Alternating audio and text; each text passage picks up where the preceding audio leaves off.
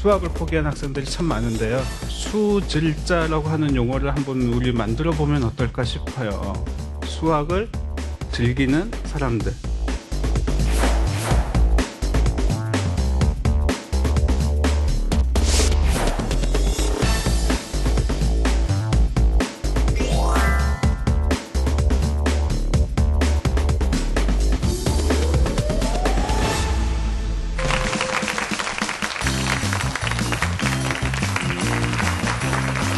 안녕하세요. 수학으로 고민하는 학부모들을 위한 수학 콘서트 수다학의 MC 고유경입니다.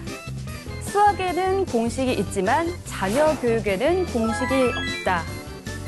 학부모님들 이 얘기 참 많이들 공감하실 것 같습니다. 그렇다면 수학 교육 전문가의 자녀 교육은 어떨까요? 이분들도 공식이 없을까요?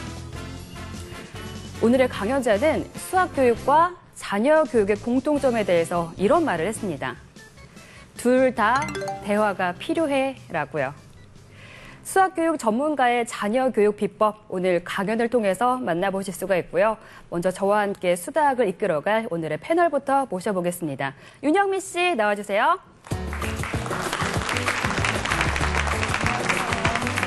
안녕하세요. 네, 안녕하세요. 반갑습니다. 네, 여름인데 휴가 다녀오셨어요?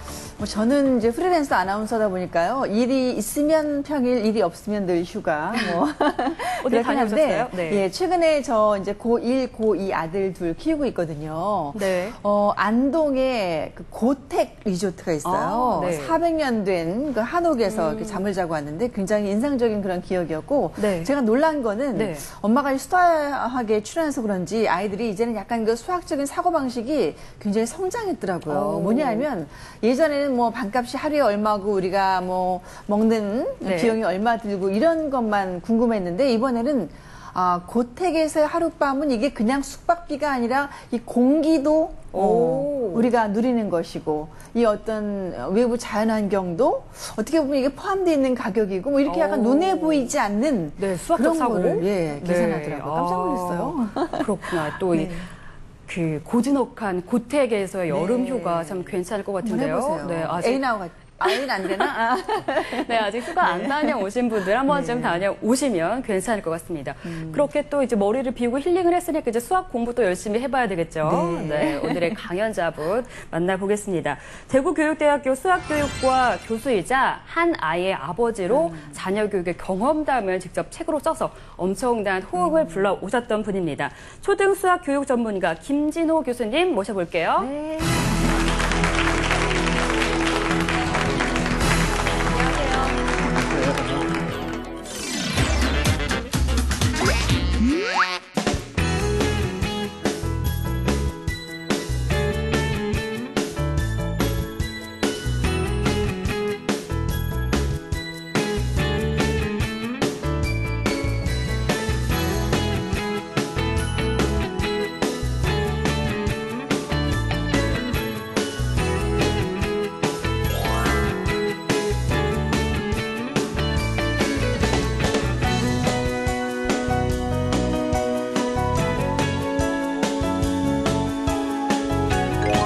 싱가포르 학교 학생들은 수학을 이해하면서 공부한대요.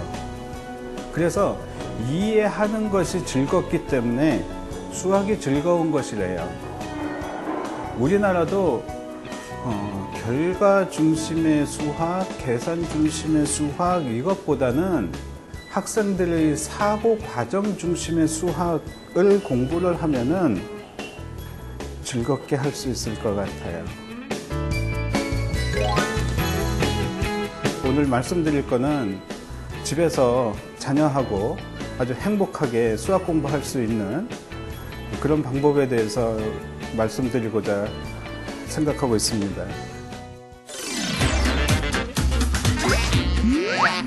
네, 교수님. 수학 교육 전문가는 과연 자신의 아이는 어떻게 교육을 시킬까 많이들 궁금해 하시고요. 실제로 주변에서도 그런 질문 많이 받아보셨을 것 같아요. 그렇죠. 네, 어떻게 답하세요?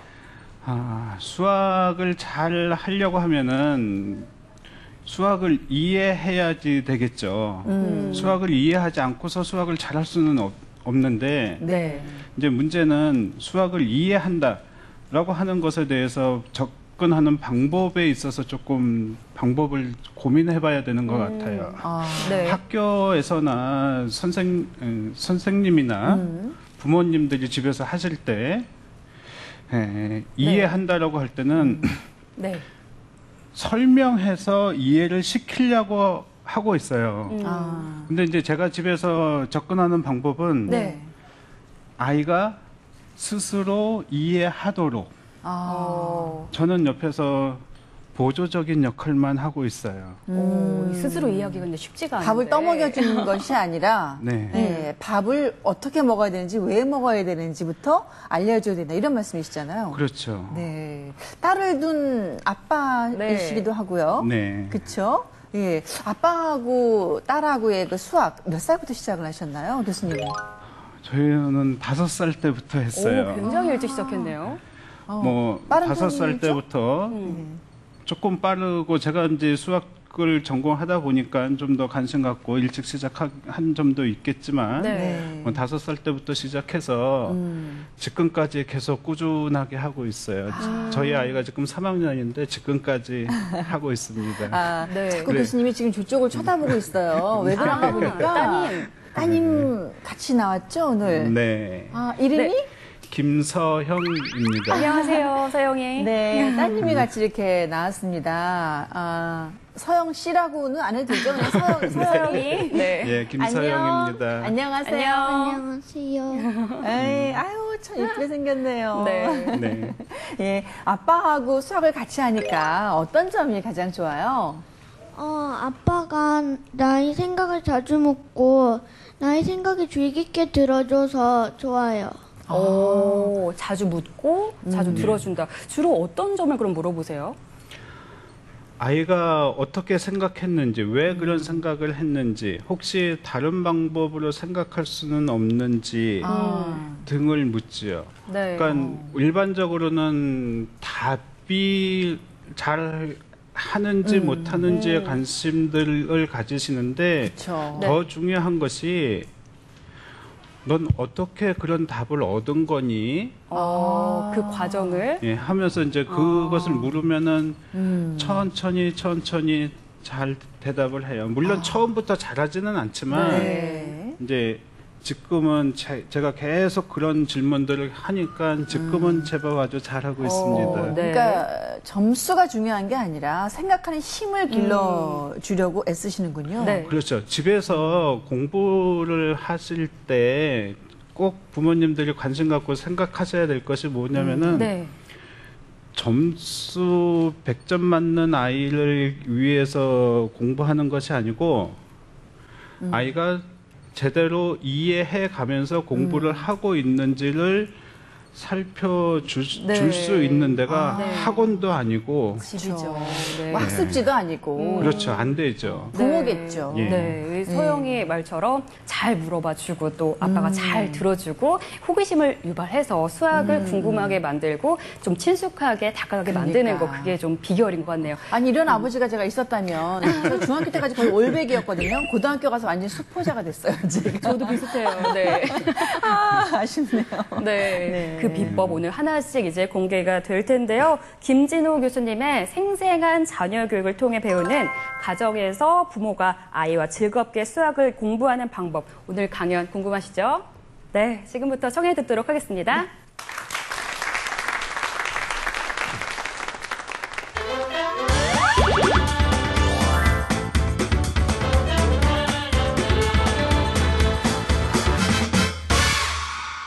요즘 고등학교 교실 가면은 특히 수학 교실 가면은 한 3분의 1, 심한 데는 3분의 2 포기한 학생들이 많은데요. 수학을 포기한 학생들이 참 많은데요. 그것보다는 수질자라고 하는 용어를 한번 우리 만들어 보면 어떨까 싶어요. 수학을 즐기는 사람들. 예, 아까 조금 전에 이제 저희 아이 말한 것처럼 저렇게 수학을 즐겁게 공부할 수 있지 않을까 싶어요. 제 경험으로는 어떤 아이들은 체육 시간보다 수학 시간이 더 즐겁다라고 말하는 아이들도 봤어요. 자, 한번 그것에 대해서 제가 조금 강연을 해보도록 하겠습니다. 아마 여러분들이 세상 살아가시면서 굉장히 많은 요인으로부터 그 즐거움을 얻으실 텐데요. 뭐 먹는 것도 즐겁고요, 여행하시는 것도 즐겁고요, 뭐 책 읽는 것도 즐겁고 각자마다 다 즐거움을 얻는 방법들이 있을 텐데요. 제가 생각하기에는 이 세상에서 가장 즐거운 것은요, 새로운 것을 아는 것이 가장 즐거운 것 같아요. 제가 몰랐던 것을, 누구든지 몰랐던 것을 새롭게 알아갈 때 그 아는 순간 느낄 수 있는 즐거움이 아주 큰 것 같아요.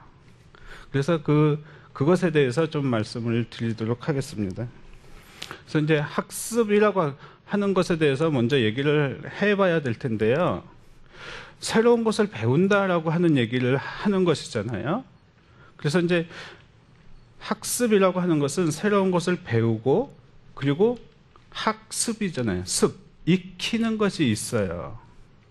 그래서 저 두 가지를 잘 해야지 공부를 잘하는 것일 텐데, 첫 번째 한번 잘 생각해 보세요. 새로운 것을 배운다라고 그럴 때 무엇이 필요하겠어요? 그 새로운 것을 배우는데 필요한 호기심도 굉장히 중요해요.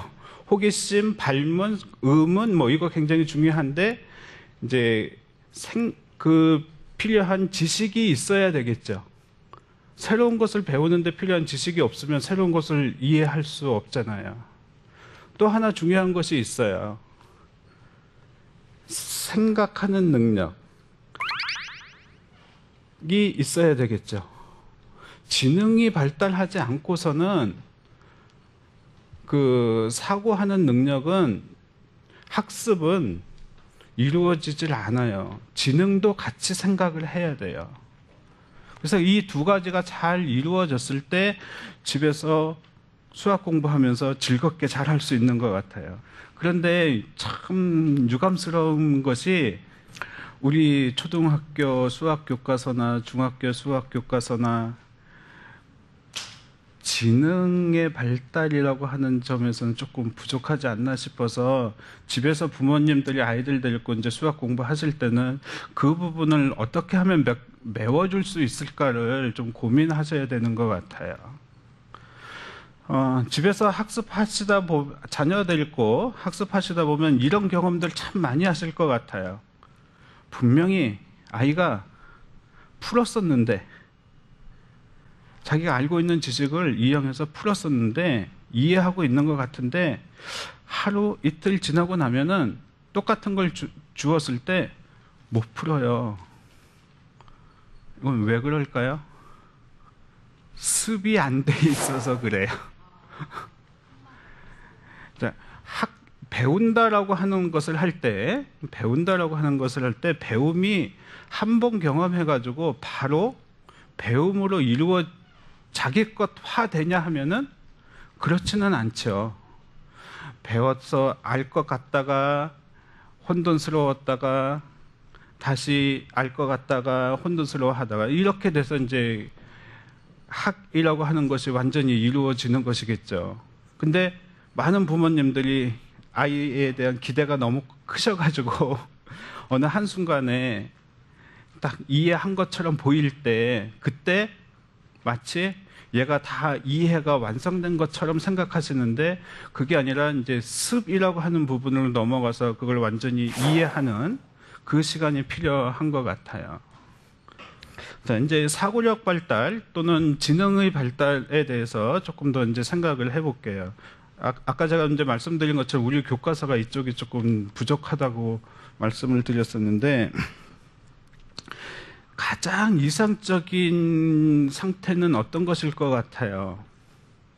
지능이 잘 발달하고 수학을 잘 배울 수 있는 가장 이상적인 상태는 수학을 배우면서 지능이 발달하고, 또 지능이 높게 발달했기 때문에 그 전에 자기가 이해하지 못했던 수학을 이해할 수 있게 되고 그게 서로 상호 보완하면서 이렇게 학습이라고 하는 것이 이루어져야지 즐겁게 학습할 수 있겠죠.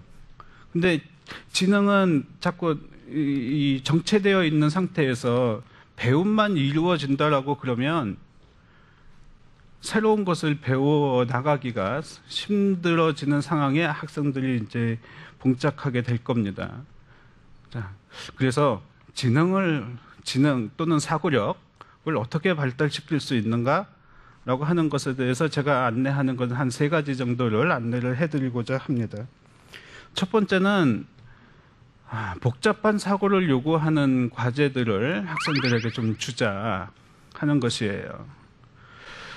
얼마 전에 KBS 9시 뉴스에 나온 것을 보니까 한국 수학 교과서는 저렇게 복잡한 사고를 요구하는 것이 약 23%? 뭐, 이렇게 얼마 안 되는데 미국 교과서는 70%가 넘는데요. 물론 미국은 교과서가 여러 종류라서 모든 교과서가 다 그렇지는 않지만은 이제 그 분석한 교과서가 특히 사고력을 강조하는 교과서가 있었나 봐요. 근데 이제 우리나라도 좀 사고력을 강조하는 그런 과제들이 많이 들어가 있는 것을 좀 반영이 되었으면 좋겠어요. 두 번째는 문제 해결 전략을 스스로 착상하도록 학생들에게 요구해야 돼요. 문제를 풀 때 조지 폴리아라고 하는 수학자가 있었는데요. 이 사람이 문제를 해결하는 4단계를 얘기를 했어요. 하나는 첫 번째는 문제를 이해해야 되고 두 번째는 문제 해결 전략을 그 문제를 해결하기 위한 전략을 생각해내야 되고 세 번째는 생각한 대로 풀고 네 번째는 우리나라에서 잘 안 하는 건데 자기가 첫 번째부터 세 번째까지 한 거를 다시 반성해보고 하는 것을 얘기를 했어요. 근데 저는 저 두 번째 게 굉장히 중요하다고 생각을 해요. 문제 해결 전략을 자기 스스로 생각해낼 때 그때 비로소 학생의 사고력이 발달할 수 있는 그 기회를 주는 거죠. 문제는 다양한 방법으로 풀려질 수가 있어요. 다양한 접근을 할 수가 있어요. 그런데 교과서에서는 우리나라 교과서뿐만 아니라 전 세계적으로 교과서에는 한 가지 방법만 요구하잖아요.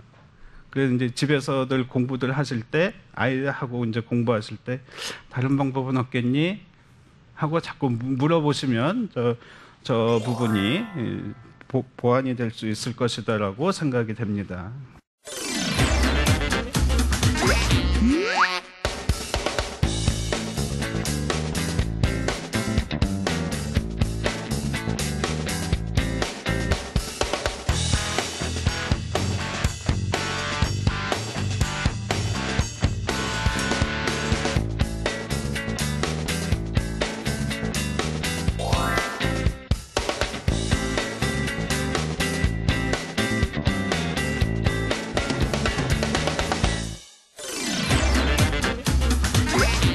네, 교수님 첫 번째 강연 잘 들었습니다.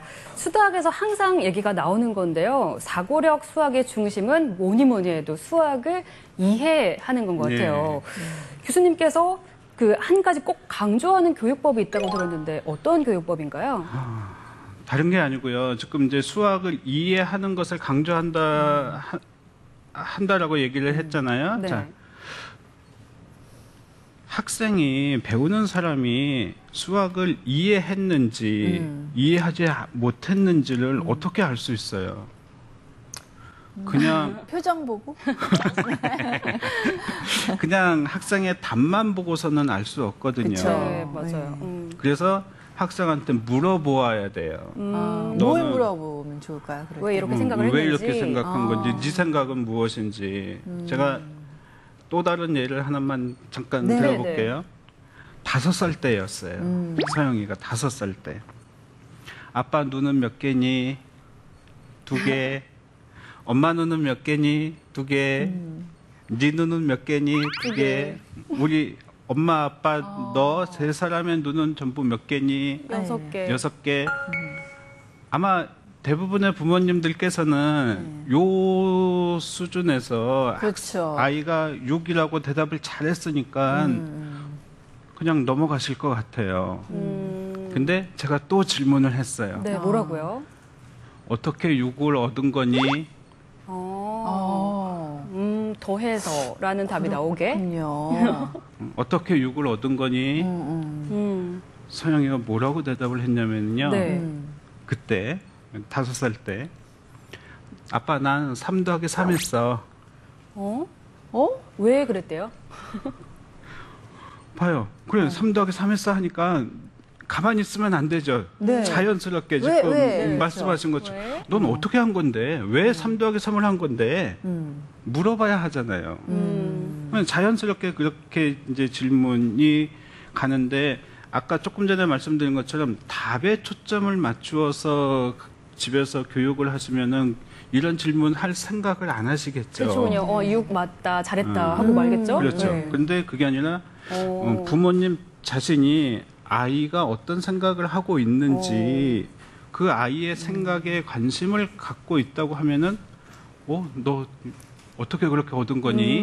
하고 물어야 되겠죠. 네. 서영이 대답은 아빠 오른쪽 눈 하나, 엄마 오른쪽 눈 하나, 자기 오른쪽 눈 하나, 오른쪽 눈 3개, 어머. 왼쪽 눈 하나, 왼쪽 눈 하나, 왼쪽 눈 하나, 왼쪽 눈 3개. 천재다. 그렇게 생각할 그런 수도 생각을 할 있겠구나. 수가 있어요. 5살 때. 네. 저는 그냥 내 눈에 한쪽은 아빠 거 한쪽은 엄마 거. 저도 그 생각했는데. 그런 답변을 예상했는데 전혀 또 다른 예상이었네요. 그렇게 생각할 수 하는 아이도 생겨날 수 있겠죠. 그렇죠. 지금 그렇구나. 그러니까 한 네. 계단 더 내려가야 되는군요. 그냥 이렇게 우리는 평면적으로 생각했다면 그게 아니라 뭔가 더 있을 것이다 하고 이렇게 깊이 있게 그 생각하게 하게끔 하는 그 힘. 그렇죠. 네. 근데 이런 거는요, 정말 학원에서 누가 선생님이 붙들고 이런 네. 얘기를 할 만한 사실 시간적인 여유도 없고 마음도 네, 없잖아요. 그렇죠. 그렇죠? 뭐 학교도 그렇고. 그러면 뭐 엄마 아빠가 해야 되는데 그동안은 그냥 공부해라. 이것만 저희 부모가 많이 했어요. 저도 그렇고. 네. 수학을 제가 하면서 굉장히 반성을 하고 있는데, 그래서 부모들이 참 공부해야 될 것 같아요. 네, 그냥 공부가 아니라 정말 생각하는 공부를 우리 부모들이 해야 되지 않을까 싶어요. 해야 되겠죠? 교수님? 네. 처음에 조금 전에 이제 말씀드린 것처럼 부모님의 관심이 좀 이동했으면 좋겠어요. 답에 관심이 답을 맞고 틀리고가 아니라 네. 아이 혼자서 하는 생각이 무엇인지 거기에 관심들을 가지시면은 제가 초반에 이제 말씀드린 것처럼 요번 여름방학 때 네. 서영이 혼자서 3학년이잖아요. 네. 4학년 수학 덧셈 뺄셈 문제들을 오, 혼자 했어요. 혼자서요. 와. 네. 제가 하는 거 하나 없이. 혼자서 그렇게 하게 할 한 수 있는 네. 것은 배우지 않고 어떻게 이렇게 할 수 있죠? 스스로 지식을 구성하고 생각해내는 습관이 되어 있으니까 할 수 있어요. 네. 어떠세요? 여러분들이 제가 이제 많은 분들을 만나 뵙는데 많은 부모님들이 방학 때도 무슨 공부를 해. 학기 중에도 뭐 이렇게 아이 공부시키고 시험 대비시키고 하느냐고 고생을 해서 네. 방학 때는 안 했으면 하시는데요.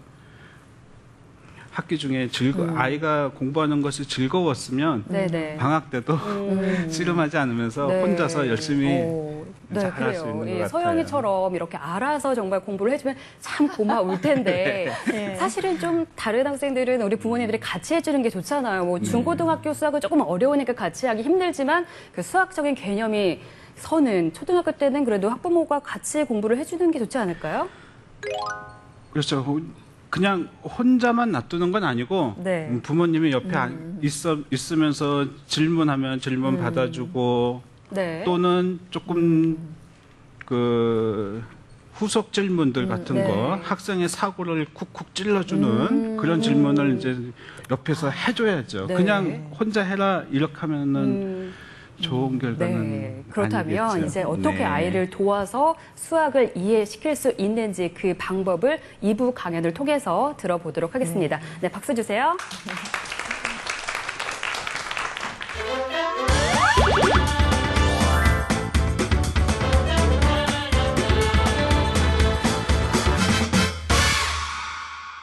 이제 제가 집에서 아이 데리고 공부를 어떻게 하고 있는지 이를 주로 말씀을 한번 드려보겠어요. 그래서 이제 집에서 공부할 때 학생의 사고를 확장할 수 있는 질문을 좀 자주 해주셨으면 좋겠어요. 수학 교과서를 보면은 학생의 사고를 강조하지는 않고 있는 것 같아요. 왜냐하면은 차시별 학습 목표라고 해서 매번 그날 배워야 하는 지식들이 정해져 있어요. 그래서 부모님이 옆에 앉아 계시면서 거기에서 벗어날 수 있는 질문들을 이제 틈틈이 해주시면은 학생이 그 질문에 답하는 사이에 사고력도 늘어나고 학습도 진일보할 수 있고 그래요. 이제 교과서에 있는 그 문제 하나 보겠습니다. 네, 저게 지금 3학년 2학기 교과서에 나오는 것이에요. 그래서 분수를 통해서 소수를 도입하고 있어요. 그런데 저기서 10분의 9가 0.9 여기서 멈추어 있잖아요. 그래서 이제 집에서 공부하면서 0.2는 0.1이 몇 개 있는 거니? 라고 질문을 하면은 0.1이 2개, 0.1이 3개 있으면 뭐니? 0.3, 0.1이 5개 있으면 0.5, 0.1이 9개 있으면 0.9. 여기는 교과서까지 있잖아요. 여기 교과서에 있는 거 하니까 대답을 잘 해요. 자, 0.1이 10개 있으면 뭐라고 얘기할 수 있겠니? 그걸 뭐라고 표현할 수 있겠니? 시간이 걸려요. 대답하는데. 처음 배우는 부분이잖아요. 시간이 걸려요. 한참 시간이 걸렸어요. 0.1이 10개 있으면 뭐니? 1. 그렇죠. 1. 그 다음에 거기서 멈추지 마시고 0.1이 11개 있으면 뭐라고 표현할 수 있겠니? 0.1이 12개 있으면 하면은 이 부분을 건너뛰어 가는 이 부분이 저것과 교과서와 함께 병행이 되면은 아이가 사고력이 그 생각을 해내는 부분이 확 발전해 갈 수 있겠죠. 뭐 여기 PPT는 준비하지 않았지만 하나 간단하게 잠깐 하나 말씀드리면 곱셈 2학년 때 곱셈 9구단을 하잖아요. 2 곱하기 9까지 9구단이니까 2 곱하기 9까지 해요. 서영이 공부시키면서요. 2 곱하기 10은 왜? 2 곱하기 9보다 2개 더 많은 것이 2 곱하기 10이잖아요. 2 곱하기 10은 2 곱하기 20은 대답할 수 있을까요? 곱셈을 개념적으로 제가 이제 공부를 시켜가지고 뭐라고 대답을 하냐면은 2 곱하기 20은 아빠 2 곱하기 10이 한 번 있고 2 곱하기 10이 또 한 번 있는 거잖아. 그러니까 20, 40이지. 그렇게 그 교과서에서 제시되어 있는 거기에서 아이의 사고를 가둬두지 마시고 이렇게 더 확장해 갈 수 있도록 질문들을 좀 집에서 부모님들이 해주시면은 아이가 잘 쫓아올 거예요. 혹시 부모님들이 그런 질문들을 하실 때 아이가 대답을 못할 수도 있잖아요. 염려 안 하셔도 돼요. 다음에 다시 질문하시면 돼요. 어떤 아이는 그것에 대해서 대답할 수 있을 만큼 사고가 발달해 있는 아이가 있고 어떤 아이는 아직 발달하지 않았을 수도 있어요.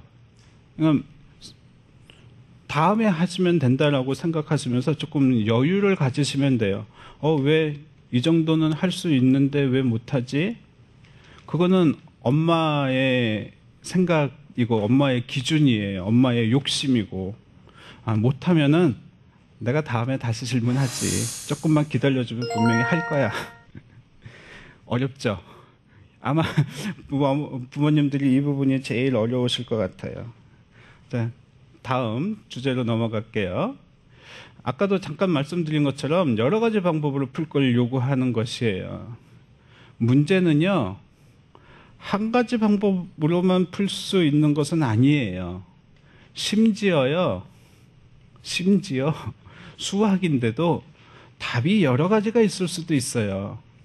답을 여러 가지를 구해봐라 라고 얘기할 수도 있어요. 아까 2, 4 다음은 뭐니 했잖아요. 답이 6, 7, 8, 9 심지어는 수학적 논리가 서시는 분들은 여기에 뭐라고 대답할 수 있냐면요, 아무거나 써도 돼 라고까지 얘기할 수 있어요. 아까 그 문제가 그런 것처럼 여러 가지가 가능하거든요. 그래서 이제 여러 가지 방법으로 자꾸 풀 것을 요구를 하면은 되는데, 처음부터 여러 가지 방법으로 풀어보라라고 그러면 아이가 못하니까 그냥 또 다른 거 한 가지 방법 있겠니? 또 다른 방법 있겠니? 아니면 친구하고, 서영이는 지금 집에서 친구하고 같이 공부를 해요. 그러면 둘이 문제를 풀면은 방법이 다르잖아요. 그 방법 설명하기. 뭐 이런 과정들을 통해서 이제 여러 가지 방법으로 풀기가 아이가 아주 자연스럽게 여러 가지 방법으로 풀 것을 하고 있어요. 어떤 때는 숙제를 내줬더니 그 교과서에서는 한 가지 방법으로만 풀도록 되어 있는데 아빠가 늘 여러 가지 방법으로 풀 거를 또 다시 재차 요구하니까 수학 책에 숙제를 하면서 다른 가능한 방법들을 다 적어 놓던데요. 뭐 그런 경우도 있었어요. 자, 저 2학년에 나오는 두 자릿수 더하기 두 자릿수예요. 우리가 흔하게 알고 있는 방법은 1의 자리끼리 먼저 더해서 13, 3 구하고 3 적고 1 받아 올림해서 10을 받아 올림이죠. 해서 10, 20, 30 더해서 60, 63. 이렇게 구하는 것이 가장 일반적인 방법이죠. 다른 방법 뭐가 있을까요? 대단히 많은 방법들이 있어요. 이게 아주 중요해요. 근데 다른 여러 가지 방법이 있는데 이 다른 여러 가지 방법들을 그냥 마구잡이로 하는 것이 아니라 자기가 1학년 때 배웠던 거. 저거 지금 2학년 수학인데요. 1학년 1학기 때, 2학년 2학기 때 배웠던 것들을 활용하는 것이에요. 1학년 때 몇십 만들기 했어요. 저기 지금 36 있죠. 자, 7을 3과 4로 가르기를 해요. 1학년 때 3과 4 가르기 하잖아요. 그래서 36을 40으로 만들어요. 40. 그 다음에 20도에서 60. 아까 3 남았으니까 63. 또는 뭐 반대로 할 수도 있겠죠. 7을 몇십을 만들어요. 그래서 그러기 위해서 6을 가르기를 해요. 자, 이게 왜 중요하냐면은 우리 교과서에서는 그 이제 부모님의 역할이 지금 제가 말씀드리는 것이에요. 교과서에서는 가르기라고 하는 것이 나오는데 가르기, 모으기 이런 것이 나오는데 그것을 활용하는 것이 안 나와요. 이럴 때 활용을 해야 되거든요. 조금 더 복잡한 거 한번 해볼까요? 이걸로. 자, 27 더하기 0 했어요. 더하기 36.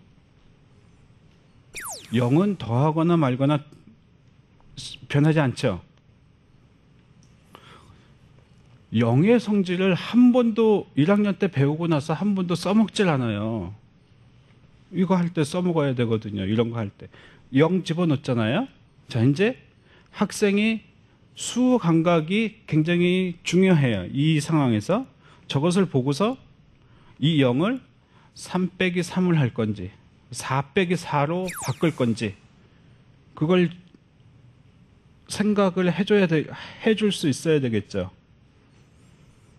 3 빼기 3 해도 되죠. 그러면 27 더하기 3, 30. 빼기 3, 36 해서 33. 63. 영의 성질을 이용하는 거예요. 이런 것처럼 여러 가지 방법으로 풀기는 푸는데 그냥 중구난방으로 생각나는 대로 푸는 게 아니라 가급적이면 앞에서 배웠던 것들을 활용하면서 여러 가지 방법으로 풀기. 이렇게 하는 것이 좀 도움이 되지 않을까 싶어요. 그래서 제가 몇 가지 말씀을 드렸는데 제가 지금 가장 마음에 두고 있는 거는 생각하기. 아이의 생각이 참 중요하다.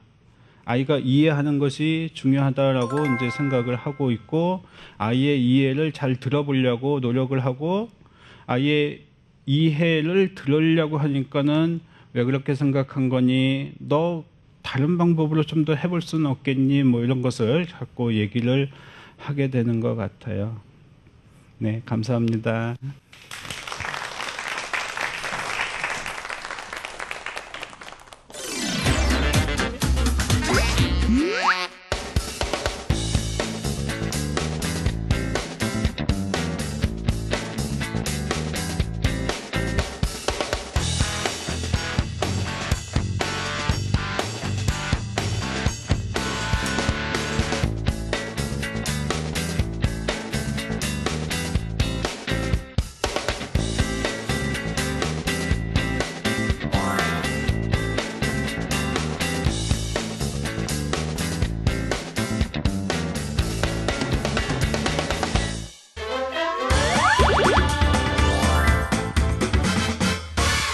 네, 가정에서 부모가 아이와 함께 학습하는 방법, 여러 가지 방법 참 잘 들었습니다. 서영이가 수학을 그렇게 5살 때부터 즐거워하고 계속해서 공부할 수 있는 이유가 다 이런 교수님의 숨은 노력이, 엄청난 노력이 있었네요. 네. 교수님만 네. 가능한 건 아니죠. 저 같은 평범한 엄마도 뭐 노력하면 가능한 거죠. 제가 조금 전에 이제 말씀드린 그런 것들을 네. 마음에 두시면서 그 100점 맞기 위해서 공부하기보다는 저희 집사람도 네. 저한테 자주 하는 말이 네, 뭐라고 하세요? 자주 하는 좀 100점 좀 맞게 해달라고. 근데 100점 맞기는 어려워요. 늘 시험 보면은 뭐 한 개씩을 틀리더라고요. 근데 몰라서 틀리는 게 아니라 실수하죠. 계산 실수해서 네. 틀리는 거거든요. 근데 중요한 거는 아까 이제 잠깐 말씀드린 것처럼 혼자서 방학 동안에도 자기가 모르는 4학년 내용들도 공부를 한다는 그 학습 태도라고 하는 네. 것이 그렇죠. 굉장히 중요한 것이잖아요. 네. 이제 다들 아시겠지만 팀스나 피사나 이제 이 세계 학력 경시대회 같은 데에서 우리나라 학생들이 수학 성적은 좋은데 수학에 대한 태도는 아주 낮게 나와서 문제가 맞아요. 되고 맞아요. 있는데 아쉽네요. 네. 네, 엄마들 이렇게. 탓이에요. 우리 엄마들 100점 좋아하거든. 왜냐면 100점짜리 남편하고 못 살기 때문에 그 자식이라도 좀 100점을 좀. 네. 근데 오늘 참 많이 배웠어요. 여러 가지 방법으로 문제를 풀 수 있다는 거. 스스로 네. 오류를 찾아내고 수정할 수 있도록 해라. 그리고 이두 가지. 기다려주라는 거. 예, 무엇보다. 마음에 네. 꽉 와박혔어요. 맞아요. 네. 강연 잘 들었고요. 이번 시간에는 수학에 대한 궁금증 해결해보는 에스크메스 시간입니다. 먼저 인터넷으로 질문이 올라와서 이 질문부터 한번 받아볼게요. 이경진 님의 질문인데요. 우리 아이가 자꾸 학년보다 높은 수준의 문제를 풀려고 해요. 요즘 하도 선행학습이 위험하다, 복습을 주로 해라 라고 하는데 괜찮을까요? 질문 주셨네요. 교수님 어떻게 해야 될까요? 선행학습이라고 하는 것보다는요, 수학을 이해하려고 그럴 때는, 아까 말씀드린 것처럼 이해하기 위한 선행 지식들을 알고 있어야 하잖아요. 그러니까 예습보다는 복습이 훨씬 중요한 것 같아요. 수학에서는. 아까 말씀하신 습. 예, 네. 복습이 네. 습이. 자기가 무엇을 모르고 있는지, 지금 현재 무엇을 모르고 있는지를 정확하게 이해하는 것이 아주 중요하고요. 그 다음에는 이제 또 한 가지, 아까 그 학생 같은 경우에 네. 한 가지 더 우리가 고민해 볼 것이 있는데, 학생들이 3학년 학생이라고 해도 뛰어난 학생은 4학년 수준의 수학을 배울 수도 있고 5학년 수준의 수학을 배울 수도 있고 서영이도 뭐 네. 지금 4학년 수학한다고 하셨잖아요. 심지어는 이 지난 4월인가에 한국 수학교육학회하고 다른 단체하고 같이 협력해서 경시대회를 했었는데요. 네. 초, 중, 고 학생들을 대상으로 했었는데요. 놀라운 일이 벌어졌어요. 네. 뭐요? 어떤 일이요? 초등부에서 네. 우승한 학생이 네. 3학년이에요. 6학년 그러니까- 학생도 나왔는데 네. 3학년이. 그러니까 그거는 어. 학생의 능력에 맞는 것을 학생에게 제공해 주었을 때 집에서도 그렇고 학교에서도 그렇고 학생이 즐겁게 할 수 있어요. 자기 능력은 훨씬 높은데 네. 자기 5학년이라고 그래서 5학년 교과서 보라고 그러면 따분해할 수밖에 없겠죠. 네. 그런데 거꾸로 반대로 네. 죄송합니다. 자기 능력이 자기 학년보다 낮은데 그래요, 저 지진아예요. 낮은데 못 자겠어요. 그 자기 학년 수준에 있는 것을 자꾸 하라고 하면은 그러니까 더 그 학생의 능력에 맞춰서 힘들겠죠. 꼭 네. 선행학습은 꼭 안 되고 복습이 좋고 이게 아니라 아이의 수준에 맞게 그냥 교육을 그렇죠. 하면 되겠네요. 꼭 선행학습이 가능하면 굳이 안 시킬 필요는 없는 거고요. 그렇죠. 네. 네. 교수님께 혹시 질문 있으신 분 계신가요? 방청객 질문 한번 받아볼게요. 네. 네, 질문 있으신 분. 굉장히 좋은 기회예요. 네. 교수님 만나서 이렇게 질문할 수 있는 기회 네. 드릴게요. 네. 저희 아이는 지금 초등학교 2학년 남자아이인데요.